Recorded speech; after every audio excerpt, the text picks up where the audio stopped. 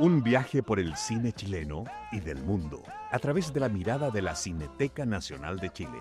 Bienvenidas y bienvenidos a Efecto Cineteca con Marcelo Morales y Ángela Godoy.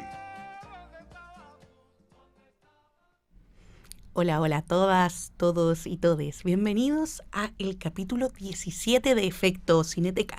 Estamos en Radio UNIAC, es miércoles 10 de septiembre. ¿Cómo estás, Marcelo Morales?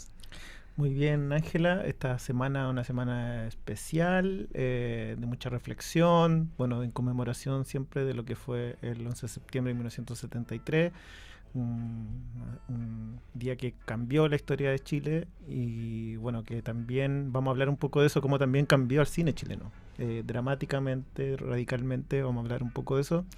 Y también vamos a hablar sobre un documental que vamos a exhibir, que tiene que ver también con lo que ocurrió ese 11 de septiembre, de las consecuencias que generó. Un documental que se llama Gol a la Memoria, que habla sobre un momento que también afectó al fútbol chileno. Y este documental habla de eso. Bueno, siempre es importante recordar cómo a veces pensamos estos días, como el 11 de septiembre, como algo político, por decirlo de alguna forma, pero que también permea todo lo que es la sociedad chilena, hasta estos aspectos que decimos como el fútbol, el cine, todo el cotidiano de las personas fue afectado después del golpe de Estado. Claro, no fue, o sea, como decimos, fue un trauma histórico importante, un cambio radical en todo el funcionamiento del país. Nadie se escapó de las consecuencias de ese quiebre institucional, de también las torturas, de los crímenes que se cometieron. Y bueno, que el cine ha sido un buen elemento de construcción de memoria al respecto a eso, una memoria que se intentó borrar o también dejar un poco de lado. Y el cine ha trabajado mucho, ha sido fundamental en esa construcción y en esa permanencia de la memoria. Y bueno, nosotros como Cineteca también trabajamos mucho en función de eso, de recuperar películas. Así que es un trabajo constante, ¿no? Que no se detiene. Hay muchas personas que tienen esa opinión o esa visión de tú no viviste esa época, tú no habías nacido. Yo soy una persona que nació ya con la democracia y que por lo mismo no debería hablar de esas cosas. Pero yo creo que el cine ha sido una de las herramientas más fundamentales a la hora de poder conocer la historia de nuestro país, porque a mí al menos me ha permitido conocer la historia, pero no solo como el hecho histórico, así como el facto narrado, sino ver esas historias que eran desconocidas, como esas visiones íntimas que se generan. Claro. Bueno, y lo rico del cine es que justamente te da una amplitud, y yo siempre insisto en esto, que el cine chileno es mucho más variado ideológicamente, discursivamente de lo que se cree, ¿no? Siempre se piensa que el cine chileno está siempre como abanderado con la izquierda, que es muy discursivo, militante, pero realmente no, es bastante, incluso de películas hechas por cineastas de izquierda, son películas muy críticas con los procesos, con la dictadura misma, entonces, son películas que enriquecen justamente esa mirada. Bueno, nosotros también hemos trabajado rescatando películas que la misma dictadura produjo y que también dan una mirada bastante distinta a esas otras películas más de denuncia, pero que da cuenta también de una intención, ¿no? De blanquear todo, de mostrar un país que está feliz y que por detrás sabemos que no, que se cometían muchos horrores. Y bueno, creo que una buena instancia en relación a este trabajo que hacemos en Cineteca fue lo que ocurrió ayer martes en la función especial de esta película de la Central Única de Trabajadores, que abrió en el año 71 una productora de cine con el fin de producir películas para quienes militaban en la CUT, los obreros, que habían tomado un rol importantísimo, protagónico en el gobierno de la Unidad Popular, y justamente las películas que vimos ayer, ¿Crees tú que yo pueda?, Encuentro y El desafío, dan cuenta de esa idea que se generó ahí de que se estaba cambiando Chile desde la perspectiva popular, desde los trabajadores y los obreros. No sé qué agregar frente a eso, porque quedé como con un halo de esperanza, así como reviviendo sí, fue ese muy pasado. linda la exhibición de ayer, que se recordó ese ánimo, ¿no? Esa intención histórica. Bueno, vamos a al primer corte, ¿no? Sí, hagamos nuestro Musical. primer corte musical. Vamos a ir con una canción del mismo disco y película de nuestra cortina habitual, que remite a los Jaivas, la banda sonora, la genial banda sonora que hicieron para Palomita Blanca de Raúl Ruiz, una de las películas que se rodó el 73 y no se alcanzó a estrenar producto del golpe de Estado. Vamos a hablar de eso, de hecho, de varias películas que no se pudieron estrenar, quedaron ahí a medio camino o estaban terminadas, no se lograron estrenar, como Palomita Blanca. Y vamos a escuchar Vergüenza Ajena. En Efecto Cineteca.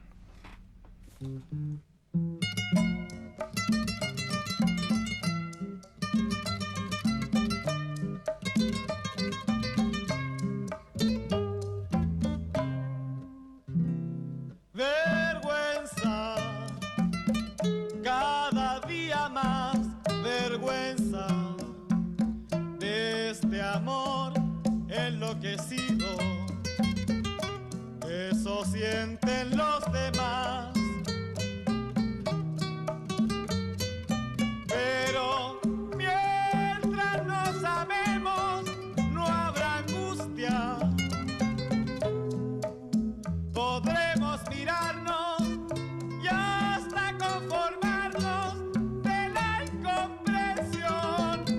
Nunca sabrán que el destino es capaz de juntarnos. El mundo nos ha convertido en un vil espejo y ahora reflejamos vergüenza ajena.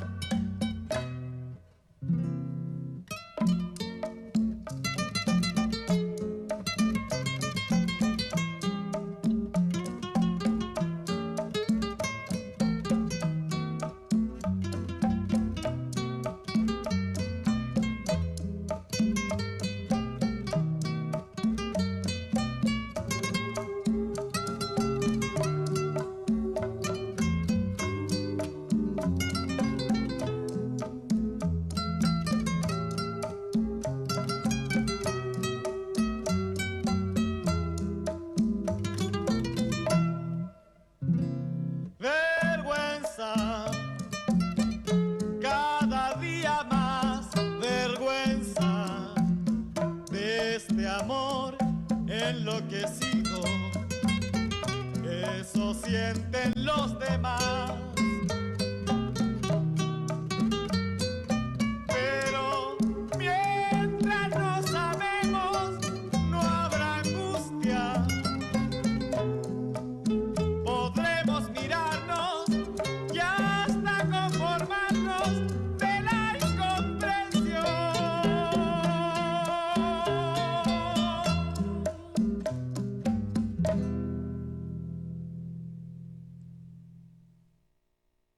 ¿Con ganas de ir al cine? Revisa nuestra cartelera en www.cinetecanacional.cl. Somos Efecto Cineteca en Radio UNIAC.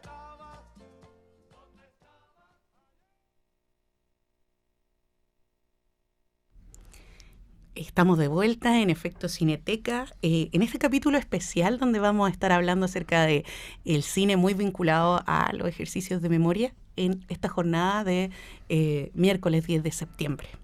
Y por lo mismo tenemos un invitado especial. Hoy día nos visita Miguel Vergara, que es productor del documental Un Gol a la Memoria, del cual vamos a tener una función este martes 23 a las 19 horas. Sí, vamos a tener una función especial de una película que hace 2 años se produjo, dirigida por Pablo Vergara, y bueno, que como dice Ángela, retrata un momento importante del fútbol chileno en función justamente de la consecuencia del golpe de Estado, que fue este partido que se hizo un gol contra nadie, ¿no?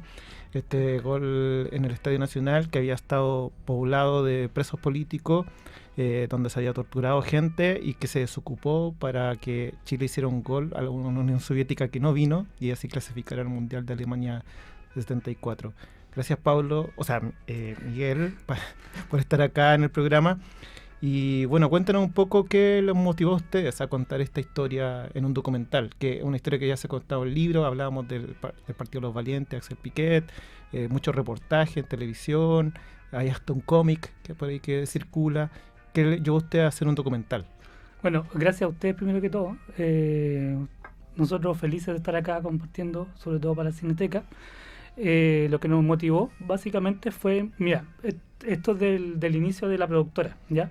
Nosotros nos llamamos 32 cascos, un poco por la pelota de fútbol antigua, que tenía 32 cascos, ¿ya? Entonces de ahí nosotros nacimos haciendo documentales o microdocumentales de fútbol, siempre orientados a futbolistas antiguos, etcétera. Y un día, dentro de una serie de capítulos que teníamos pendientes, estaba el famoso Gol Fantasma, ¿ya? De alguna manera, nosotros dijimos, ya tenemos que hacer este capítulo de Gol Fantasma, pero más extenso, más extendido.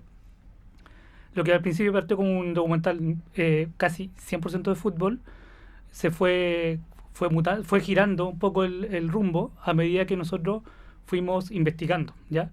Una vez que investigamos, dijimos, el primer paso fue, sería ideal grabar este documental donde pasó, pues en el Estadio Nacional, ¿no es cierto? Y fue en esa búsqueda donde nosotros encontramos a la Corporación Estadio Nacional Memoria Nacional, que es una corporación que alberga a los exprisioneros de la dictadura del estadio, y le presentamos este proyecto. Y al presentar este proyecto, ellos nos acogieron de muy buena manera, y lo primero que hicimos nosotros fue hacer el tour o el recorrido de la memoria con los sitios de memoria del estadio. Que, dicho esto, hasta un par de semanas antes de empezar a grabar, nosotros no conocíamos estos sitios de memoria del estadio. Una vez que nosotros hacemos este recorrido de la memoria, de los sitios, nosotros se nos vuela la cabeza. Porque era como meterse a la máquina del tiempo. Ujú. Era estar en el camarín que está como casi como está en el 70, que están los impactos de bala marcados todavía en los vídeos, ¿cierto? Estaba el camarín de mujeres, que está con fotos, la gradería, etcétera. Y nosotros cuando hacemos esa visita un poco cambiamos el rumbo y decimos, wow, esto deja de ser fútbol de alguna manera. Y aquí hay cosas mucho más interesantes que contar que la historia de un partido de fútbol. Entonces así van haciendo el Gol a la Memoria, que nosotros teníamos una lista impresionante dijimos ya tenemos que conseguir los jugadores que estuvieron en el partido, protagonistas, etcétera. Finalmente nos conseguimos a través de la corporación a exprisioneros y lo mezclamos con un marco periodístico como Mónica González, Axel Piquet, la Pascal y Diego, que arman todo el marco teórico, y a través de ello, cada vez que nosotros grabábamos algún personaje, cada vez estamos más convencidos de que no era fútbol. Entonces el documental hoy día se llama Gol a la Memoria, porque cuenta la historia del partido de alguna manera. Básicamente cuenta más lo que pasó, cómo el Estadio Nacional se transformó en un centro de tortura y exterminio. Y cómo, a pesar de que el estadio era un centro de tortura, aún así se daba toda esta discusión acerca del partido que se tenía que jugar, de las presiones de los dirigentes, y cómo en el fondo medio que había un grupo de personas que estaba olvidando los horrores que estaban sucediendo. ¿Cómo fue para ustedes conectar con esa parte incómoda de la historia? Sí, es básicamente eso fue el que le da, eso que tú mencionas es lo que le da el nombre al documental. Porque tú te preguntas por qué Gol a la Memoria. Si la memoria no hay que hacerle un gol, claro. Pero en este caso la dictadura le quiso hacer un gol a la memoria haciendo todo este montaje, que fue un montaje, digámoslo con todas sus palabras. Fue un montaje porque finalmente es un partido que se sabía que no se iba a jugar. Y para ver un gol tiene que haber un partido. Si no hay partido no hay gol. Fue una cosa muy, muy mediática de que se hiciera este tongo de que saliera la selección chilena, hiciera el gol y básicamente cambiar el marcador del partido y hacer todo este show, que no era nada más que desviar la atención de lo que estaba pasando.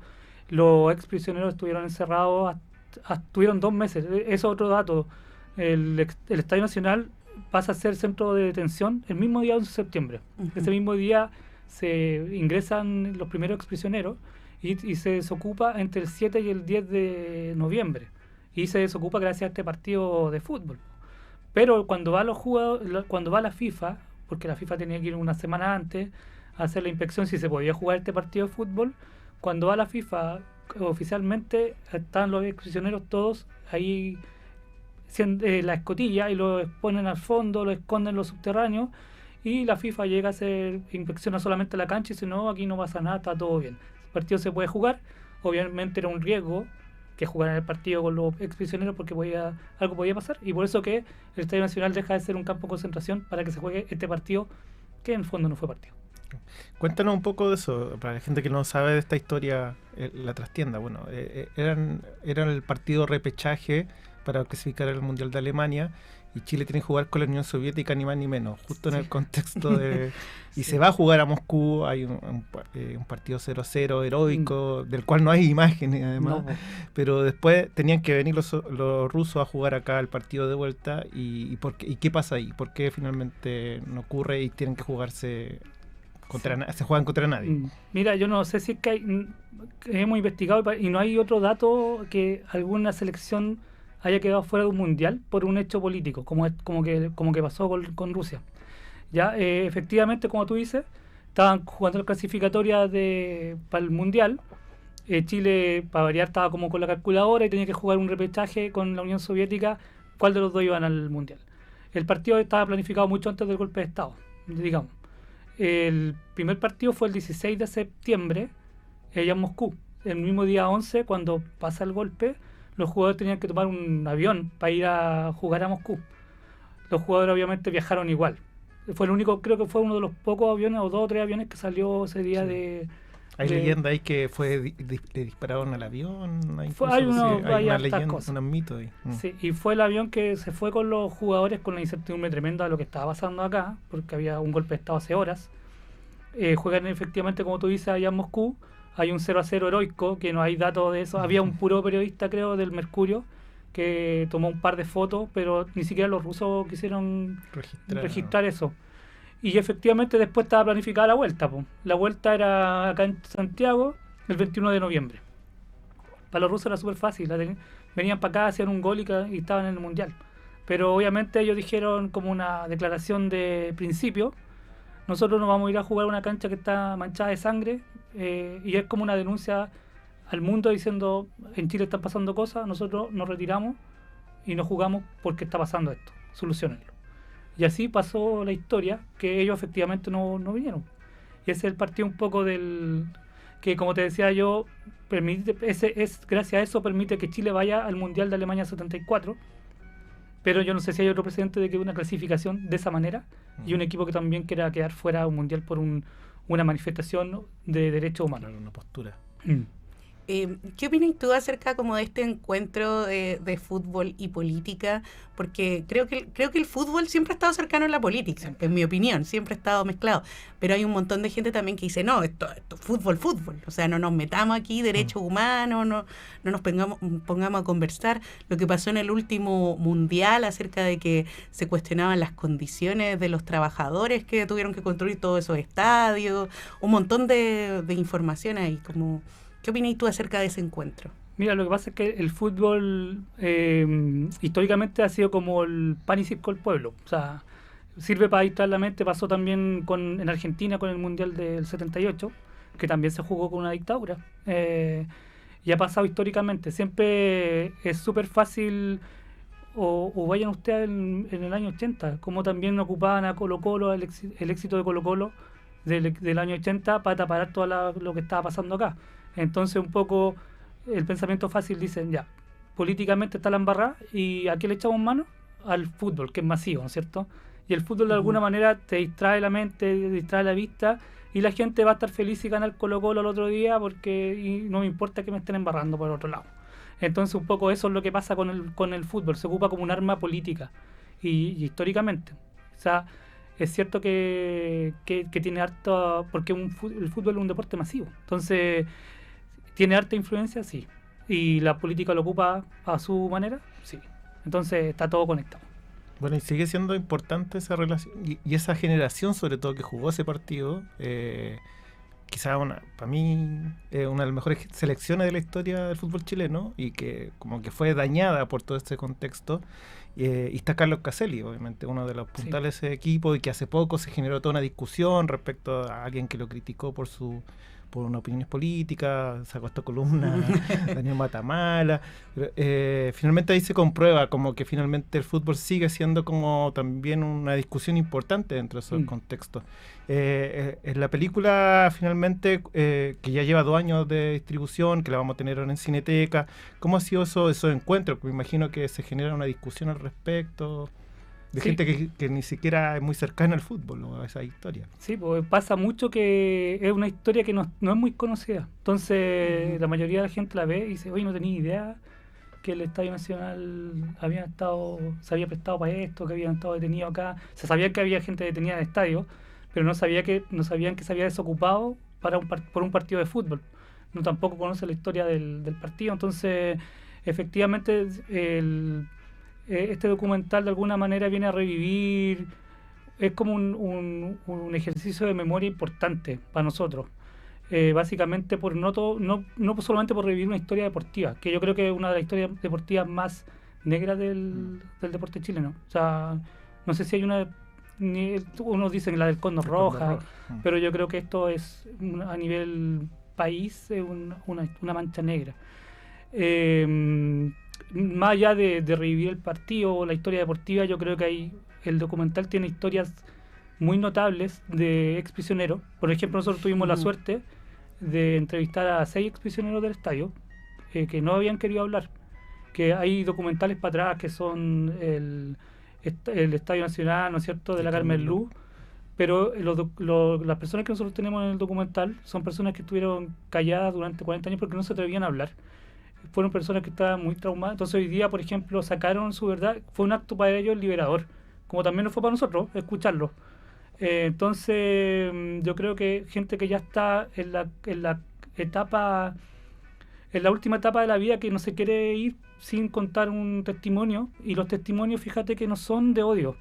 Aquí en el documental lo que tiene, no sé si ustedes lo pueden ver o cuando lo puedan ver, tienen un mensaje como de alguna manera esperanzadores, que yo creo que eso es clave. Hay un documental que la gente se refiere con mucho respeto, hay mucha visión de futuro a través del pasado, con una visión de futuro importante, y deja un montón de testimonios y reflexiones, sobre todo al final, que yo creo que es bueno para que con nosotros como sociedad podamos enfrentar un futuro mejor. Que yo siempre digo que este documental va a envejecer bien.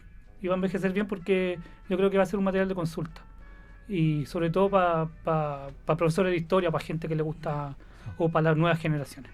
Sí, bueno, de hecho el documental tiene varios testimonios interesantes y se menciona también que otros estadios también fueron centros de detención, y esta, no sé si la palabra es ironía, pero esta situación de que un espacio que es de recreación, que es de entretenimiento, que incluso ahora el Estadio Nacional sigue siendo como el gran espacio para los conciertos, para los partidos, también tiene esa mancha, tiene esa historia de dolor, y que es irónico que se junten esas dos emociones. Por eso es importante que exista ese espacio también dentro del estadio, esa galería que conserva un poco la memoria de ese momento. Recordamos, estamos hablando con Miguel Vergara, productor de Gol a la Memoria, Historia, Pasión y Muerte en el Estadio Nacional, documental que vamos a exhibir en la sala de la Cineteca el martes 23 a las 19 horas, totalmente libre de acceso. Muchas gracias, Miguel, por estar acá, por este documental también, por estos testimonios que recupera, y sin duda va a ser, yo estoy muy de acuerdo contigo, un documental que va a servir mucho para la memoria del futuro. Gracias a usted. Vamos a ir con una canción ahora que es parte del documental, pero que yo no la voy a presentar, la va a presentar Marcelo. Sí. No se atreve, Ángela, no me atrevo. Es que además no es de tu época. Yo sí escuchaba a Chuenki y Nilo en mi casa en los años 80. Vamos a escuchar un gran tema que aparece en el soundtrack de la película, que se llama El Viaje. En Efecto Cineteca.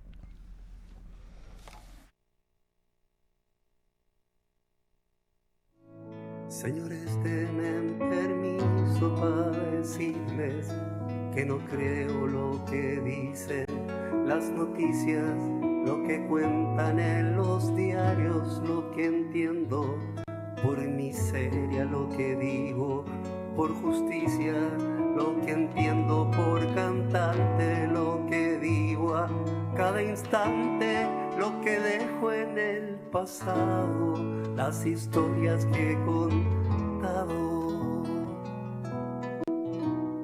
o algún odio arrepentido.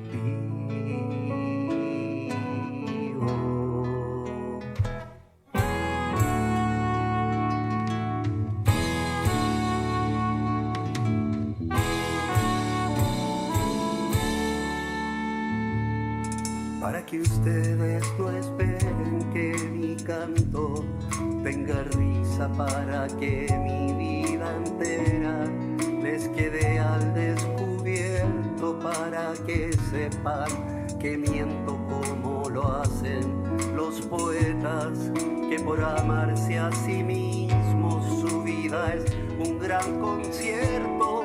Déjenme decirles esto, que me aprieta la camisa cuando me escondo por dentro.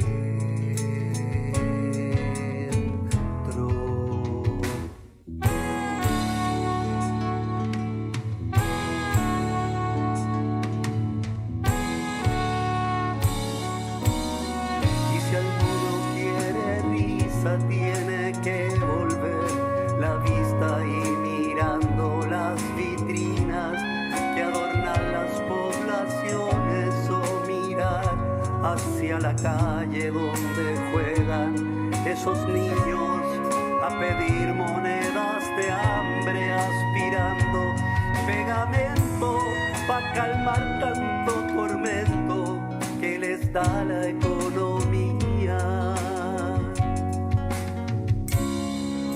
Cierto que da risa,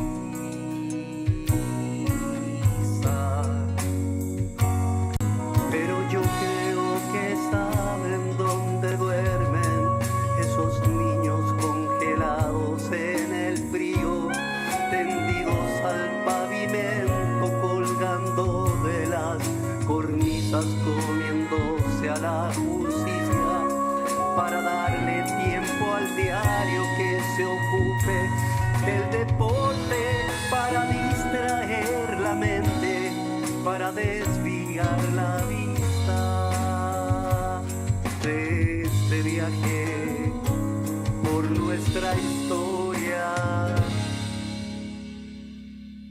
por los conceptos,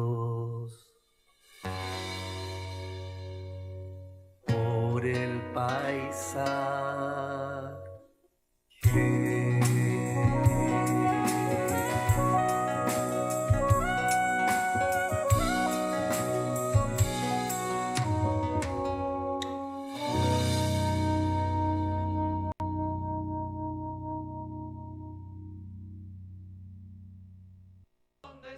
En Cineteca Online encuentras más de 600 títulos para conocer las eras del cine chileno. Efecto Cineteca, aquí en Radio UNIAC. ¿Cómo se vivió el tanquetazo, aquel fallido golpe militar del 29 de junio de 1973? Al ocurrir de día y en pleno centro de Santiago, su violencia quedó registrada en noticieros y cámaras que hoy son parte esencial de nuestra memoria audiovisual. Uno de los registros más impactantes es el de Leonardo Henriksen, el camarógrafo sueco-argentino que filmó su propia muerte frente a las balas de militares sublevados. El noticiario Chile Junio 1973 y otras filmaciones del tanquetazo nos permiten mirar y vivenciar este momento clave de nuestra historia reciente. Conservar y difundir estas imágenes es fundamental para comprender el pasado y fortalecer la memoria colectiva. Estos materiales fueron rescatados, preservados y hoy se pueden ver en cinetecanacional.cl. ¿Con ganas de ir al cine? Revisa nuestra cartelera en www.cinetecanacional.cl. Somos Efecto Cineteca en Radio UNIAC. Estamos de vuelta en Efecto Cineteca, en este capítulo especial donde estamos hablando de aquí de una efeméride que es compleja de abordar, el 11 de septiembre. El golpe de Estado en Chile que sin duda afectó distintos ámbitos y el cine no se queda atrás. Si bien hace una semana estábamos hablando acerca del Festival de Cine de Viña del Mar y toda la gran producción de cine, el nuevo cine latinoamericano, un montón de cosas que estaban pasando, ahora nos encontramos con lo contrario, que con la dictadura muchas películas se paralizaron. Claro. Y de hecho, como todo ese movimiento, esa generación que se le llamó nuevo cine chileno, se vio frenada por el golpe. Hemos hablado acá de A la sombra del sol, que quizás la última película que se estrenó en el año 74, la última película bajo esta idea de nuevo cine chileno y que terminó dramáticamente después de que se hizo la premiere el 28 de noviembre del 74, y en esa noche siguiente, en la madrugada, fue detenido Jorge Miller junto a Carmen Bueno, que eran parte del equipo de la película y son detenidos desaparecidos hasta el día de hoy. Y que en efecto esa detención también marca lo que hoy conmemoramos como el Día del Cine Chileno. Claro. Que el 29 de noviembre. Y es como el cierre trágico de ese nuevo cine chileno, y que claro, estaba muy bullente o muy entusiasta en esta idea de que el cine contribuía justamente a este cambio social, a este nuevo momento de la historia del cine, o sea, de la historia de Chile, no del cine. Pero bueno, y vamos a hablar ahora un poco de películas que se estaban haciendo justamente y que se iban a estrenar. Había, de hecho, una intención de generar un ciclo de cine en el recién inaugurado Centro Gabriela Mistral, o IGAM, que se había construido rápidamente para ser la sede de la UNTACT y que después se convirtió en un centro cultural, y ahí se iba a mostrar un ciclo de lo nuevo del cine chileno, y se estaba proyectando dar Palomita Blanca, La Tierra Prometida, de Comedios Chascones, de Carlos Flores. Todas esas películas se iban a dar entre aproximadamente septiembre y diciembre de ese año. Se iban a ir estrenando uno a uno como grandes eventos del nuevo cine chileno de entonces, y obviamente que no se pudo hacer ese ciclo y todas esas películas quedaron en el aire. O sea, pensemos que Palomita Blanca se estrenó recién el año 92. O sea, pasó más de una década. Pasaron 20 años casi para que la película se pudiera ver, y La Tierra Prometida, Miguel Litín, lo mismo. O sea, se mostró fuera de Chile, pero no se pudo ver acá en una sala de cine hasta también el año 92. Se estrenó también unos meses antes de Palomita Blanca. Entonces la consecuencia fue grave, y un trabajo que hemos hecho consistente en Cineteca es justamente recuperar toda esa filmografía que se estaba pensando, que se estaba produciendo y se estaba proyectando estrenar en esos meses del año 73. Y claro, tú mencionaste casos emblemáticos como el de Palomita Blanca, que siempre que la hemos pasado en Cineteca se llenan las funciones. y que es una película icónica del cine chileno, pero también hay una gran variedad de películas. Empecemos igual por Esperando a Godoy, que tiene una historia particular porque recientemente tuvimos una función estreno en nuestra sala. O sea, hay un ejemplo de una película que se demoró 50 años en terminarse. Esperando a Godoy era una película realizada por 3 estudiantes de la Universidad Católica, de la Escuela de Artes de la Comunicación que se llamaba, que eran Cristian Sánchez, Rodrigo González y Sergio Navarro, que eran discípulos de Raúl Ruiz y tenían todo como una influencia muy clara de Raúl Ruiz. De hecho, en muchos personajes de Esperando a Godoy y de las películas posteriores de Cristian Sánchez y Sergio Navarro trabajaban en las películas de Raúl Ruiz. Y Esperando a Godoy era una película ambiciosa de casi 3 horas que esperaba mostrar a fines de ese año, que alguna gente vio un corte. De hecho, Héctor Soto, en la revista Primer Plano, hace una reseña de que había visto un corte, y muy buena reseña, como muy esperanzado en que esta película iba bien encaminada. Finalmente la película no se pudo terminar de producir, y hace 3 años que empezamos a trabajar con Cristian Sánchez, que es el único sobreviviente, lamentablemente, de los 3 directores, hasta que llegamos a esta versión final, y que ya se ha mostrado. O sea, nosotros lo hemos exhibido en nuestra sala, se mostró incluso en el Festival de Cine Buenos Aires, en Bafisi, donde estuve presente, tuve que presentar la película con muy buenas reacciones, muy impactado el público argentino también, y una película que habla, bueno, que remite, el título remite obviamente a la obra Esperando a Godot, pero en este caso de un personaje que es un militante comunista que siempre esperan que llegue y no aparece. Y entre medio hay muchas discusiones. Una película bastante crítica también del contexto, ¿no? De las discusiones políticas que habían en ese entonces. Y a esto remito a algo que dije al principio, que el cine chileno no es para nada como displicente con la izquierda o con la militancia, sino que es bastante crítico. Eso es un elemento bien importante a destacar. Estas películas eran bien ácidas incluso con lo que se estaba pasando. Y Esperando a Godoy es una de esas, es lo interesante que tiene. Y lo otro lindo que tiene esta película es que la protagonista de la película es Carmen Bueno, que hablamos recién, que es detenida desaparecida. Se ve en su belleza esplendorosa y además era muy talentosa. Carmen estudiaba cine en la Católica y también actuaba, hacía continuidad, es la continuista de La Sombra del Sol, dirigió algunos cortos, entonces tenía un futuro tremendo, era muy joven, ella creo que tenía 25 años.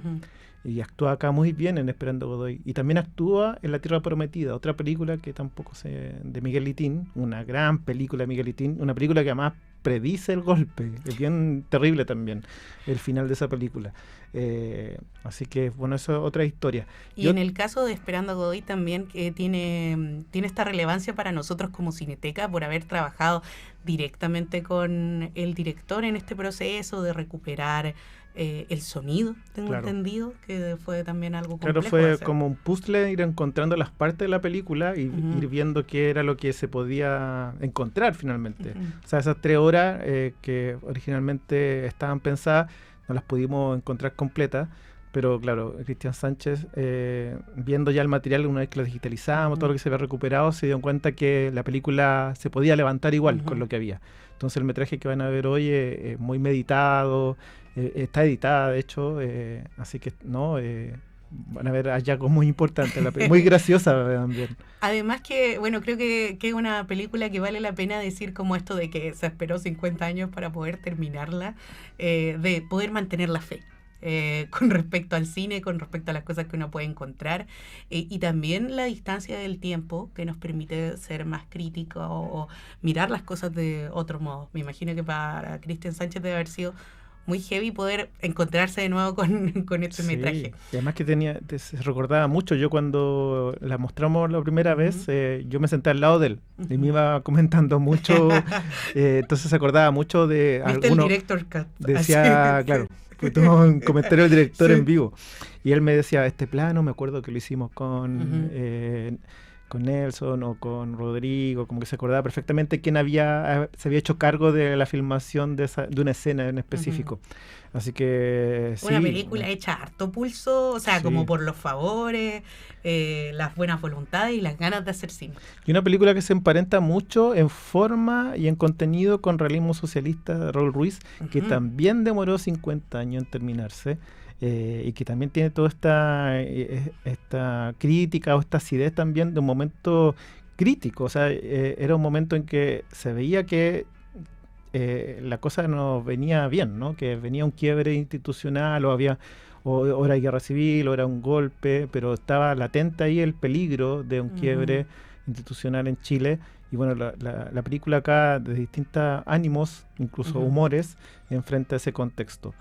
Las dos. Y en el caso del Realismo Socialista, que también pudimos tener su estreno y tuvimos funciones también en nuestra Cineteca, y recuerdo con mucha expectación la primera función que tuvimos del Realismo Socialista, que incluyó un cineforo, escuchar a la gente reírse con estos momentos como de humor ruisiano y de esta visión absurda, de que nuevamente recalca lo que tú mencionabas, de que no hay una mirada tampoco tan cómoda con respecto a lo que era la unidad popular. Para nada.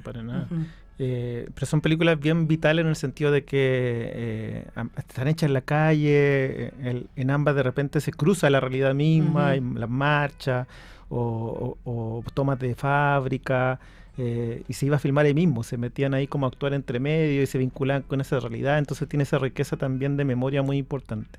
Y de hecho me parece que, no sé si ahora algún rodaje se atrevería a hacer eso, así como nos vamos a ir a poner una toma y vamos a grabar la escena aquí mientras sucede la toma. Es que ahora hay mucha más conciencia de la imagen, ¿no? Bueno, también es cierto.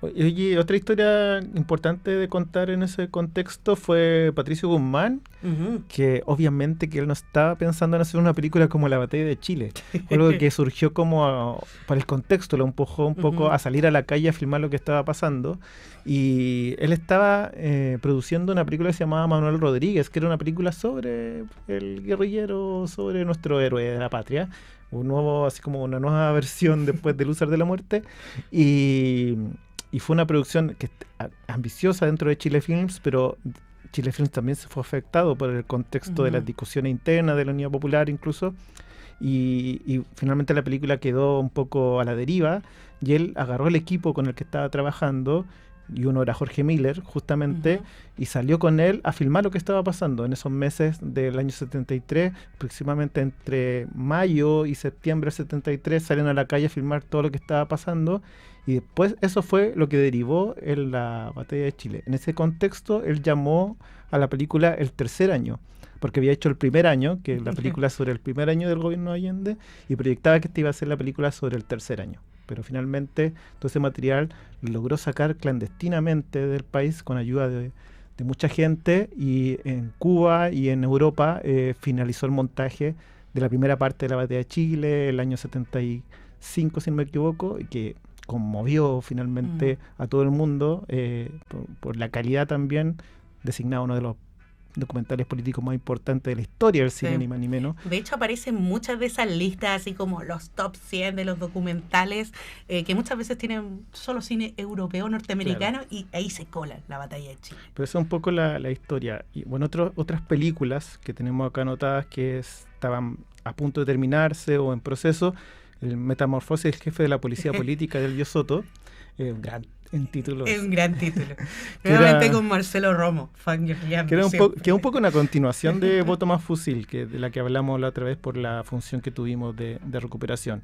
Y que esta era por la cual también acusaban a Elvio Soto de estar vinculado con la CIA, ¿o no? Sí, pues fue acusado. Silvio Cayosi contó esa historia, que fue muy perseguido por esta película. Se pensaba que era una película muy crítica del gobierno. Hablaba sobre el jefe de la policía política que controlaba un poco la seguridad interna ideológica del gobierno, que encarna Marcelo Romo, y que se decía que estaba hablando un poco del jefe de investigaciones de entonces, que además era el presidente de Chile Films en ese momento, ni más ni menos. El cine siempre aparece. Entonces, sí, fue una película polémica además. Otra película que se estaban haciendo, Queridos Compañeros, de Pablo de la Barra, una película que ahora va a empezar un proceso de restauración. Pablo de la Barra se fue a Venezuela y ahí terminó la película, y tiene una historia muy notable de que se llevó solo la imagen, no alcanzó a rescatar el sonido de la película. Y tuvieron que, con los actores, doblándose a sí mismos, un poco recordando lo que decían en cada momento, y también contrataron a gente que leía los labios. Los labios, sí, para poder reconstruir el sonido de la película. ¡Wow! Y así la terminaron.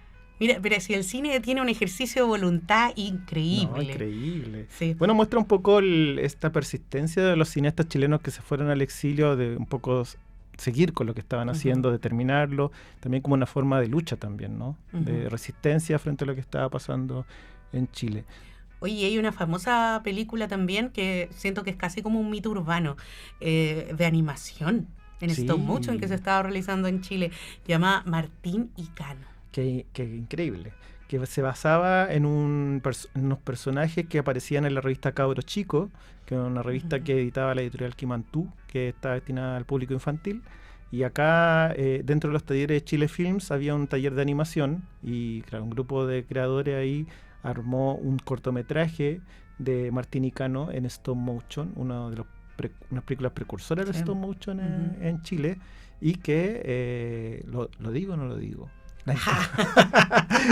La encontramos en Cineteca Nacional, pero todavía no lo podemos dar porque estamos viendo cómo generamos un proceso de rescate y de recuperación de la película, porque no está el sonido, entonces hay que trabajar ese aspecto, que no es fácil, pero ya tenemos el guión, hemos reconstruido el guión, tenemos la película verificadamente completa, así que fue muy emocionante darnos cuenta que teníamos esa película, un hito, la animación chilena, y también que refleja mucho todo este contexto que estamos hablando. Me quedé sin palabras. Como, verdad. Ay, ay, ay. Estoy revisando nuestra lista porque hemos mencionado estas mira, las películas. Palomita otra que- Blanca, Martín y Cano, El realismo socialista. Otra que tiene buena historia, que estaba produciéndose junto con Manuel Rodríguez de Patricio Guzmán, era Balmaceda, que estaba dirigida por Fernando Balmaceda, que era una película sobre el presidente José Manuel Balmaceda, que se suicidó también en 1891, que la Unidad Popular había rescatado también como una figura importante, que había tratado de nacionalizar recursos chilenos. Finalmente todo eso desembocó en una guerra civil, y una figura que se emparenta mucho con la figura de Allende por lo trágico en que terminó el gobierno. Y también dentro de la diatriba de Chile Filmes del contexto, la película estaba como lista para empezar a filmarse en el norte, ya tenían todo listo para viajar, y un día antes le dicen, ¿sabe que no va a hacer nada? No, se canceló el rodaje. Así que también es otra de esas películas que, bocha, Oye, falló. y como nota al pie, a mí me gustaría agregar de que, claro, tuvimos este momento de florecimiento del cine chileno que también estuvo amparado en una ley que permitió que el precio, no sé cómo decirlo, el IVA, el IVA de las cintas pudiera bajarse. No sé cómo explicarlo, Marcelo. Sí, hay una modificación de ley, pero finalmente se le llamó ley del cine, pero no fue una ley. Fue una modificación presupuestaria y determinaba que todas las importaciones de material fílmico o de equipamiento relacionado con el cine fueran liberados de impuestos. Y lo otro es que todos los cortes de tickets, o sea, todas las entradas vendidas, también eran devueltas en gran porcentaje a quienes producían las películas. Entonces eso hacía que si tú invertías a hacer una película, no ibas a pérdida, generalmente. O sea, te iba relativamente bien y recuperabas la plata al menos. Sí, o sea, y eso permite el florecimiento de las productoras, Claro. También el acceso a las cintas, porque en ese momento también era un poco más caro y más escaso. Claro. Y bueno, ¿qué pasa con estas leyes? Una vez que llega la dictadura, desaparece. Sí, se deshace. Se deshace. Y bueno, esa se llamaba Ley Correa porque en honor a Hernán Correa, que fue uno de los grandes gestores de esa modificación dentro del Congreso. Pasaba días en el Congreso ahí como conversando con parlamentarios para que, oye, acuérdense del cine chileno, esto nos ayudaría mucho. Bueno, por ejemplo, Tres Tristes Tigres de Raúl Ruiz, el papá de Raúl Ruiz con dos amigos, por eso la película está producida por 3 capitanes.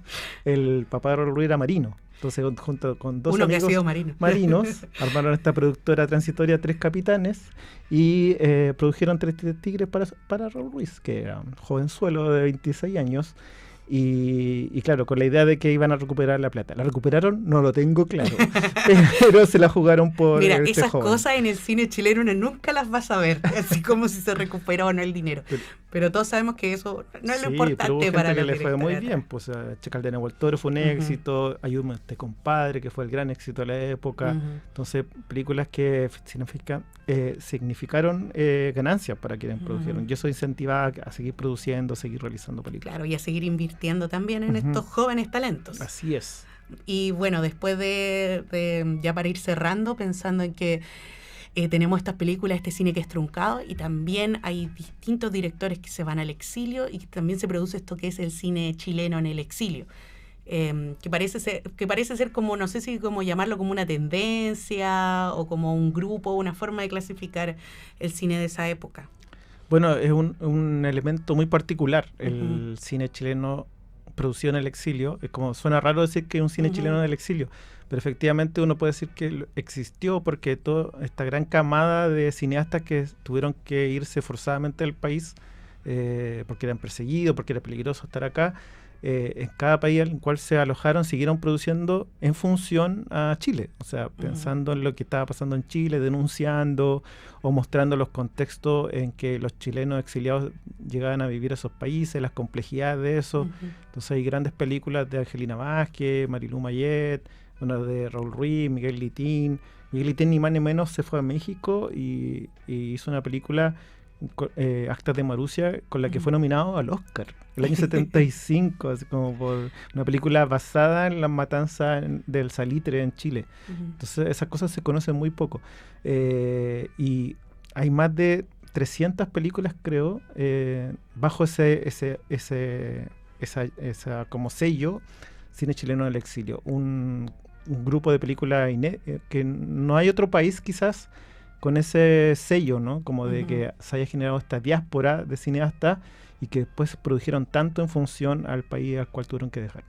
Y claro, no es solo una producción basada como en los hechos mismos políticos, sino, por ejemplo, lo que hace la Marilu Mayet de reflexionar acerca de lo que significa Sí. ser exiliada, de no saber cuál es tu tierra, si eres de aquí o allá, si hay que volver o no, y que son conversaciones bastante interesantes también para abrir en torno a lo que pasó después del 11 de Son septiembre. muy lindas películas sobre la memoria, sobre esa vida compleja, ¿no? Que se habla mucho como Ujú. que la gente se fue al exilio y lo pasó súper bien en Europa viviendo, Ujú. ¿no? Pero el tema de aclimatarse a esos contextos y también con todo lo que traían en la mochila Ujú. cargada después de dejar Chile fue bastante difícil, gente que nunca lo pudo sobrellevar, Ujú. ¿no? Y murió afuera en el exilio muy triste con ese contexto.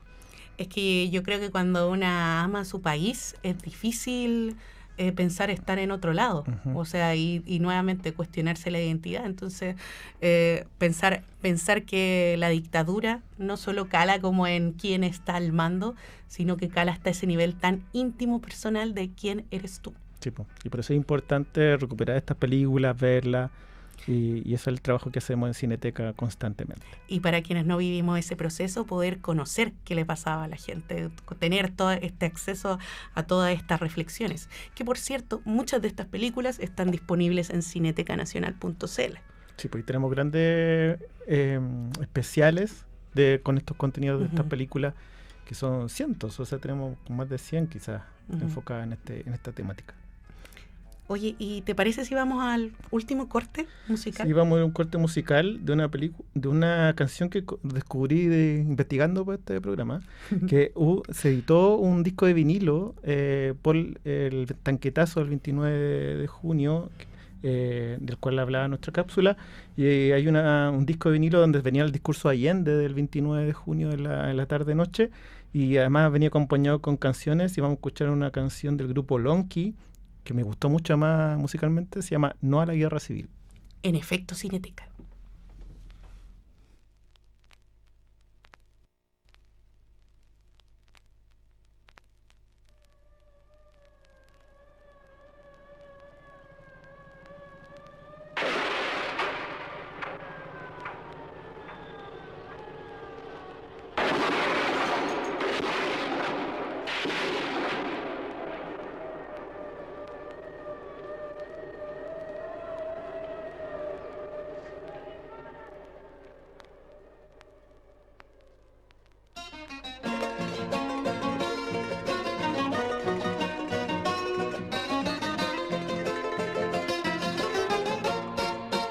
Digo a la guerra civil que no vaya, pero si quiere venir le pondremos la muralla, le pondremos la muralla, le pondremos la muralla. Yo no quiero que la muerte recorra nuestro país, una sola es la bandera y por ella hay que vivir. Una sola es la bandera y por ella hay que vivir.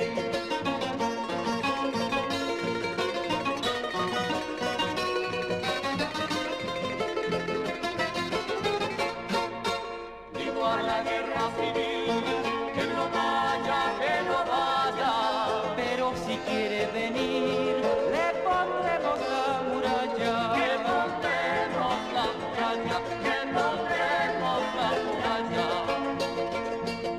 Aquel que quiere la guerra tiene que ser infeliz, porque cuidan privilegios, eran dueños del país, porque cuidan privilegios, eran dueños del país.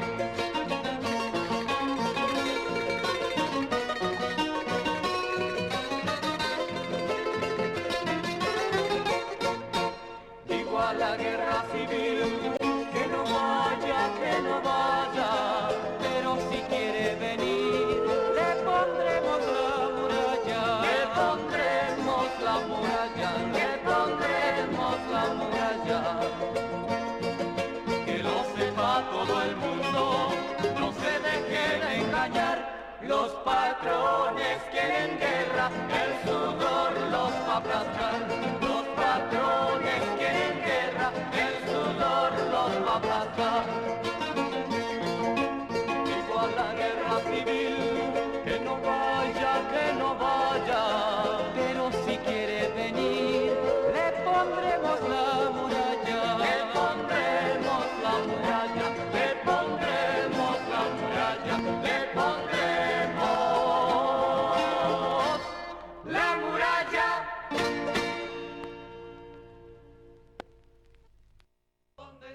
En Cineteca Online encuentras más de 600 títulos para conocer las eras del cine chileno.